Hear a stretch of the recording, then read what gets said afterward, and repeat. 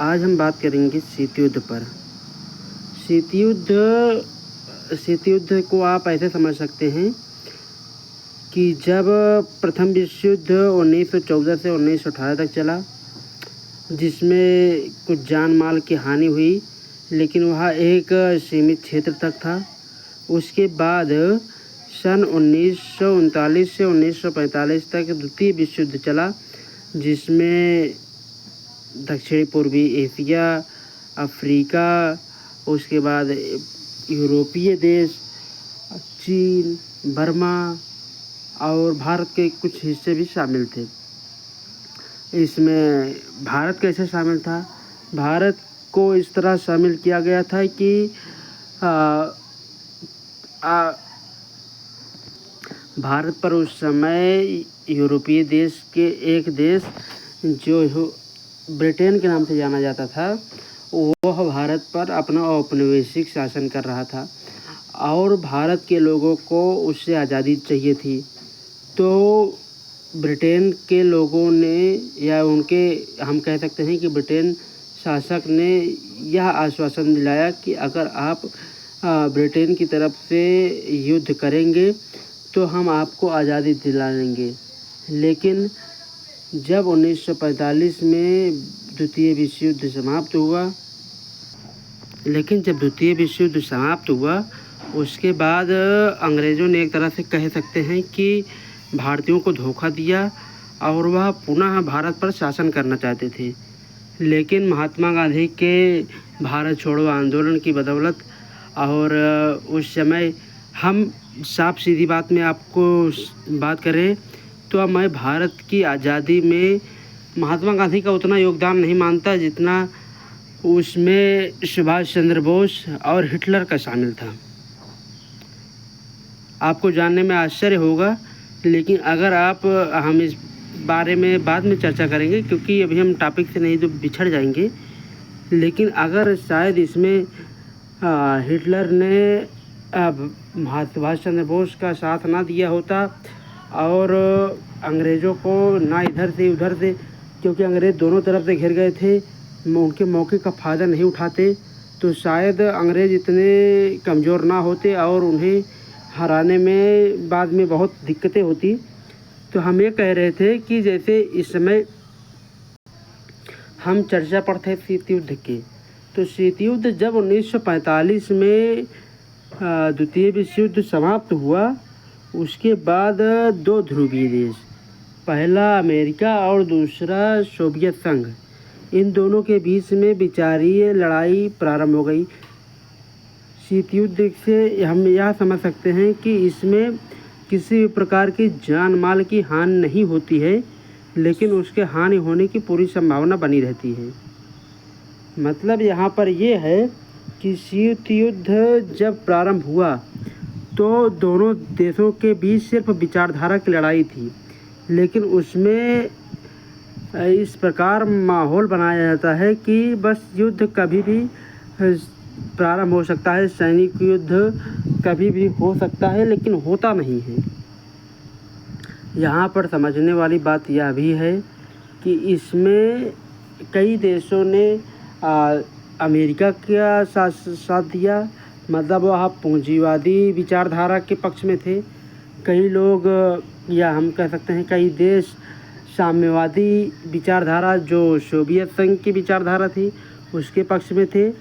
पर यहाँ पर भारत किसी भी एक पक्ष की तरफ नहीं था, और यहाँ तक कि भारत ही नहीं बल्कि कुछ और देश जो किसी भी इन दोनों देशों के विचारधाराओं में सम्मिलित नहीं थे। यानी कि हम वो कह सकते थे कि वो मिश्रित विचारधारा के देश थे। मिश्रित विचारधारा से हम ये समझ सकते हैं कि मतलब ना तो वह पूरी तरह से पूंजीवादी की तरफ थे, ना तो पूरी तरह से साम्यवादी की तरफ। तो यहाँ से जन्म होता है गुटनिरपेक्ष पक्ष का। इसके कई कारण थे, जिसमें से एक कारण तो मैंने आपको पहले ही बता दिया कि ये विचारधारा का विरोधी विचारधारा का परिणाम था। दूसरा, इसमें जर्मनी का जो घटनाक्रम था कि द्वितीय विश्व युद्ध के बाद जर्मनी दो भागों में बंट गया, पूर्वी जर्मनी पर साम्यवादी विचारधारा का ने सत्ता संभाली और पश्चिमी हिस्से पर अमेरिका और ग्रेट ब्रिटेन और फ्रांस की साम्यवादी विचारधाराएं शक्तियों ने सत्ता की बागडोर अपने हाथों में ले ली। इस कारण से जर्मनी दो ध्रुवों में बंट गया, या हम कह सकते हैं कि उसके दो हिस्से हो गए। इसके बाद तीसरा है माल्टा समझौते की अवहेलना। माल्टा समझौते से हम यह समझ सकते हैं कि शीत युद्ध के उदय का एक अन्य कारण यह भी है कि सोवियत संघ माल्टा समझौते की अवहेलना कर रहा था और वह पोलैंड में साम्यवादी सरकार स्थापित करने में मददगार साबित हो सकता था या हो रहा था। फिर इसके बाद चौथी इसमें जो कारण थे वह है परस्पर संदेह और भय।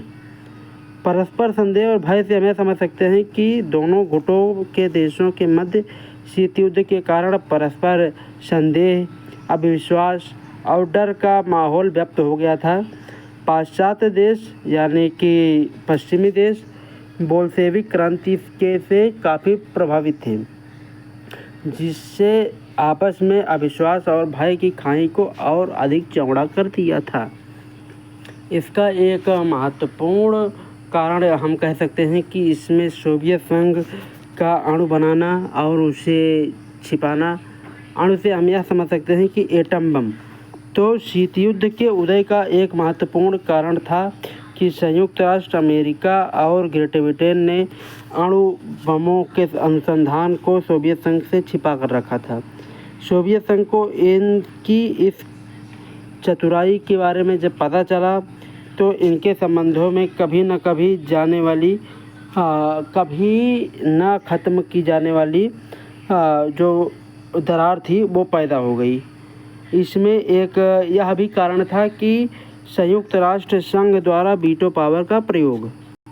इसे हम इस प्रकार समझ सकते हैं कि पश्चिमी देशों ने संयुक्त राष्ट्र संघ में अपना वर्चस्व स्थापित करने के उद्देश्य से एक संख्यात्मक शक्ति का प्रदर्शन किया और सोवियत संघ ने पश्चिमी गुट की न चलने वाली और इसके खिलाफ अनेक प्रकार वीटो पावर का प्रयोग किया। इसे संयुक्त राष्ट्र संघ और अन्य पाश्चात्य देशों ने भी सोवियत संघ विरोधी कार्यों को क्रियान्वित करने के लिए एक मुहिम सी छेड़ दी थी। अब हम समझेंगे कि शीत युद्ध के परिणाम क्या हुए। तो इसके पहले परिणाम में शामिल है कि विश्व राजनीति का ध्रुवीकरण हो गया। जैसा कि आपको पहले बताया थी कि यह संयुक्त राष्ट्र और सोवियत संघ दो ध्रुवीय देशों में दो गुटों में शामिल बदल गए और इनके ध्रुवीकरण का नाम दिया गया, इन्हें द्विध्रुवीकरण का नाम दिया गया। अब विश्व के दो शक्ति संपन्न राष्ट्र पृथक पृथक यानी कि अलग अलग दो गुटों के रूप में विभक्त हो गए हैं और उसी के अनुरूप विश्व के अनेक राष्ट्रों का नेतृत्व करने लगे हैं। इसके दूसरे परिणाम में शामिल है आणविक युद्ध की आशंका। यानी कि इससे हम यह समझ सकते हैं कि जब द्वितीय विश्व युद्ध का अंतिम चरण चल रहा था तो अमेरिका ने जापान के खिलाफ 1945 में आणविक शस्त्र का प्रयोग किया था। द्वितीय विश्व युद्ध के दौरान उसने जापान के दो बड़े शहर हिरोशिमा और नागासाकी पर लगातार 3 दिन के अंतराल पर ही दो ऐसे बड़े बम धमाके किए जिससे वहां की आने वाली कई पुश्तें या हम कह सकते हैं कि कई वर्षों तक अमेरिका की वजह से जापान अपने इतिहास में पीछे चला गया था। इसके कई दुष्परिणाम हो सकते हैं मगर इसका एक यह सकारात्मक परिणाम था। इसमें सकारात्मक परिणामों में हम संक्षिप्त में बताएंगे, लेकिन इसके 5 परिणाम मुझे लगते हैं कि जो सबसे ज़्यादा असरदार थे। इसका पहला जो परिणाम था सकारात्मक वह यह था कि शीत युद्ध के कारण गुट निरपेक्षता को जो है वह काफ़ी प्रभावित किया उसने और उसको भी बल मिला। इसके दूसरे परिणाम में शामिल थे तीसरी दुनिया के राष्ट्रों की उपनिवेशवाद से छुटकारा मिल गया था। इसके तीसरे परिणाम में यह शामिल है कि विश्व में शांति सह अस्तित्व को बल मिला। यानी कि इस शीत युद्ध के बाद विश्व में शांति स्थापित हो गई। इसके चौथे परिणाम में यह शामिल है कि इसके बाद शीत युद्ध के बाद तकनीकी और प्राविधिक रूप से विश्व में काफ़ी तीव्र गति से वृद्धि हुई। इसका पांचवा व अन्य परिणाम जो सकारात्मक मुझे लगा कि राष्ट्रों ने अपनी विदेश नीति में यथार्थवाद को भी स्थान दिया था। अब हम समझेंगे कि दो ध्रुवीय विश्व का आरंभ कैसे हुआ। दो ध्रुवीय विश्व का आरंभ अधिकतर दो गुटों में बंट गए। ये दो गुट निम्नलिखित थे। जो पहला था वह पश्चिमी गठबंधन था, जो दूसरा था वह पूर्वी गठबंधन था। तो इस गठबंधन का यह जो पहला था पश्चिमी गठबंधन, इसका नेतृत्व संयुक्त राष्ट्र अमेरिका ने किया, जिसमें अधिकतर यूरोपीय देश सम्मिलित थे। और इसमें दूसरा जो गठबंधन था वह पूर्वी गठबंधन था। इसका नेतृत्व सोवियत संघ ने किया और इसमें पूर्वी यूरोप के अधिकांश देश शामिल थे। मतलब कि जो पश्चिमी गठबंधन था उसमें पश्चिमी यूरोप के अधिकांश देश शामिल थे और जो पूर्वी गठबंधन था इसमें पूर्वी यूरोप के अधिकतर देश शामिल थे। अब हम यह बात करेंगे कि इसके उदय के कारण क्या थे। इसके उदय के कारण में पहला था शीत युद्ध का प्रारंभ होना, दूसरा था महाशक्ति बनने की होड़। मतलब यह दोनों देश अपनी महाशक्ति बनने की होड़ में इतने मदमस्त हो गए थे कि इन्हें स्वयं को ही सिद्ध करना होता था। जहाँ भी यह कि कुछ भी होता था यह स्वयं को सिद्ध करने लगते थे। इसमें तीसरा जो कारण था वह यह था कि इसमें पारस्परिक द्विबंधता थी, प्रतिद्वंदिता थी। इससे हम यह समझेंगे कि यह अपने सबसे बड़ी शक्ति बनने के निरंतर प्रयास में सम्मिलित थे और इन दोनों ने परस्पर प्रयास भी किया और एक दूसरे की पारस्परिक प्रतिद्वंदिता बढ़ाई। इसके अलावा इन दोनों ही गुटों की विचारधारा एक दूसरे से कभी नहीं मिली, आज तक कभी नहीं मिली। और इसका चौथा और सबसे अंतिम यह था कि यह छोटे देशों पर नियंत्रण करने में बहुत माहिर थे। दोनों देश अपने सैन्य प्रभाव और राजनीतिक प्रभुत्व के चलते छोटे देश, जो चाहे वह आर्थिक रूप से छोटे हों या क्षेत्रीय रूप से, उन दोनों पर यह अधिकतर अपना प्रभाव स्थापित करने की कोशिश करते रहते थे, जिसमें कई देशों पर इन्होंने अपना प्रभाव स्थापित करने में एक तरह से सफलता भी प्राप्त की। शीत युद्ध के दौरान एक चीज़ यह भी हुई कि क्यूबा पर मिसाइल संकट मंडराने लगा। यह घटना उस समय की है, यह एक महत्वपूर्ण घटना है उस दौरान की। यह घटना 1961 के आसपास की थी। 1961 के अप्रैल में जब सोवियत संघ के नेताओं और वहाँ की जनता को यह डर सताने लगा कि क्यूबा पर अमेरिका एक तरह से आक्रमण कर सकता है और उस पर मिसाइल, जिससे वहाँ के राष्ट्रपति फिदेल कास्त्रो का तख्तापलट हो जाएगा और वहाँ पर एक तरह से आर्थिक संकट भी आ सकता है। अब एक सवाल यहाँ पर यह पैदा होता है कि क्यूबा के लोगों का सोवियत संघ से क्या संबंध है। तो हम आपको यह बता दें कि सोवियत संघ और क्यूबा में एक मित्रता जैसे व्यवहार थे, जहाँ से पहले वहाँ के राष्ट्रपति जो उस समय तत्कालीन थे निकित ख्रुश्चेव, उन्होंने रूस के सैनिक अड्डों के रूप में परिवर्तित करने का निर्णय लिया क्यूबा को। और सन 1962 में ख्रुश्चेव ने क्यूबा में परमाणु मिसाइलें तैनात कर दी। इन हथियारों की तैनाती के पूर्व यह सुनिश्चित हो गया था कि यह प्रथम अवसर है जब अमेरिका समीपवर्ती लक्ष्य क्षेत्र में आ गया है और यह प्रथम अवसर होने के साथ ही अमेरिका की तैनाती के कारण सोवियत संघ पहले की तुलना में अब अमेरिका के प्रमुख क्षेत्रों के लगभग दुगने स्थानों और शहरों पर हमला बोल सकता था। क्यूबा को सोवियत संघ की इस हरकत के बारे में 3 हफ्ते बाद मालूम पड़ा, जब वहां के राष्ट्रपति जॉन एफ कैनेडी और उनका विश्वसनीय मंत्रिमंडल यह नहीं चाहता था कि दोनों देशों के बीच परमाणु युद्ध छिड़ जाए, लेकिन वह इस युद्ध विषय को लेकर बहुत ही दृढ़ थे कि ख्रुश्चेव ने क्यूबा में मिसाइलें और परमाणु हथियारों को हटा लेना चाहिए। जब इसके बारे में जॉन एफ कैनेडी को मालूम पड़ा तो उन्होंने तत्काल प्रभाव से एक आदेश पारित किया कि अब अमेरिकी जो रक्षा विभाग है वह सोवियत संघ के जहाजी बेड़ों को क्यूबा में जाने से रोकेंगे और इस प्रकार अमेरिका सोवियत संघ के मामले में अपनी पहली और सबसे गंभीरता की चेतावनी देना चाहता था। ऐसी स्थिति में कई बार अनुभव हुआ है कि यह युद्ध होकर रहेगा, परंतु यह युद्ध नहीं हुआ और इसे सिर्फ और सिर्फ क्यूबा मिसाइल संकट के रूप में ही बनाकर छोड़ दिया गया। जब यह कार्यक्रम चल रहा था तो उस समय अमेरिका और सोवियत संघ ही नहीं बल्कि पूरी दुनिया को यह बेचैनी होने लगी कि कहीं यह तीसरा विश्व युद्ध होने का एक प्रमुख कारण न बन जाए। अब हम चर्चा करेंगे कि सोवियत युद्ध के समय बने गुटनिरपेक्ष पक्ष के बारे में। इसमें टोटल प्रमुख रूप से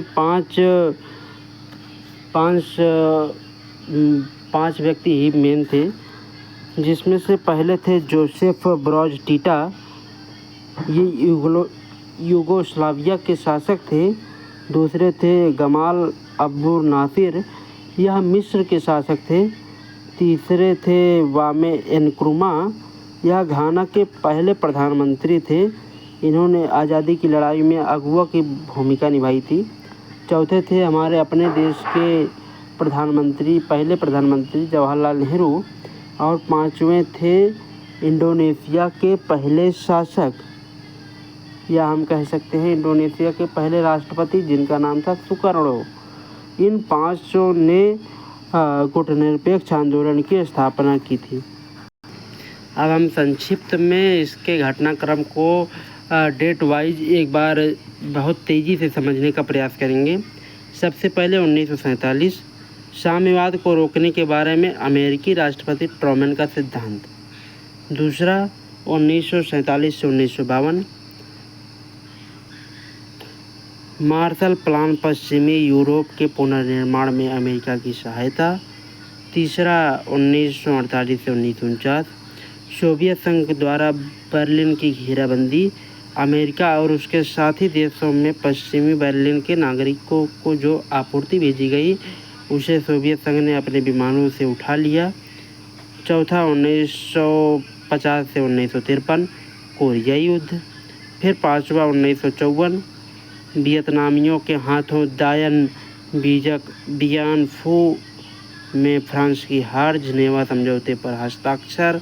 17वीं समांतर रेखा द्वारा वियतनाम का विभाजन। सीटों का गठन।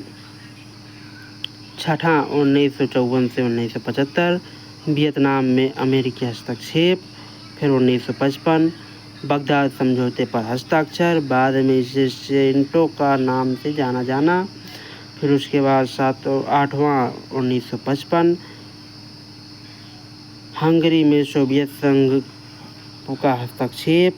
फिर उसके बाद 1961, क्यूबा में अमेरिका द्वारा प्रायोजित बे ऑफ पीस आक्रमण, बर्लिन दीवार खड़ी की गई। फिर उसके बाद 1962, क्यूबा का मिसाइल संकट। फिर 1965, डोमिनियन रिपब्लिक में अमेरिकी हस्तक्षेप। फिर उसके बाद 1968, चेकोस्लोवाकिया में सोवियत हस्तक्षेप। फिर 1972, अमेरिकी राष्ट्रपति निक्सन का चीन दौरा। 1978 से 1989, कंबोडिया में वियतनाम का हस्तक्षेप। फिर 1979 से 1989, अफ़गानिस्तान में सोवियत संघ का हस्तक्षेप। फिर 1985 मिखाइल गोर्बाचेव सोवियत संघ के राष्ट्रपति बने, सुधार की प्रक्रिया आरंभ हुई। फिर 1989 बर्लिन दीवार गिरी, पूर्वी यूरोप की सरकारों के विरुद्ध लोगों का प्रदर्शन होने लगा। 1990 जर्मनी का एकीकरण हो गया। 1991 और सबसे अंतिम इसमें यह था, सोवियत संघ का विघटन हो गया और शीत युद्ध की समाप्ति हो गई। आगे मिलेंगे आपसे एक नए विषय के साथ, तब तक के लिए जय हिंद, जय भारत।